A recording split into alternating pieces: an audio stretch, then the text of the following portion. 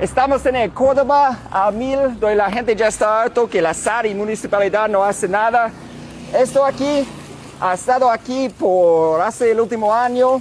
Y bueno, si ustedes recuerdan, 180 días que van a arreglar todos los baches y todo. Vamos a poner unas flores aquí. Aquí dice Chala Caponio. Y vamos a hacerlo para ser un poco más lindo. Vamos a poner una flor acá. Perfecto. Ay, no, hay mucha agua.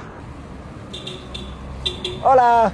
Bueno, hay bastante agua, así que no podía ponerlo aquí, pero bueno, voy a hacer mi parte para hacerlo más lindo. Y aquí estamos en el Jardín de la República. Bueno, gracias a mi amigo por ayudarme a grabar. Aguante los Santos, papá. ¿Cómo te parece? Espectacular, la verdad lindo. Cómo cambia la vista, ¿no? Florcita va quedando mejor ahí. Muy bueno.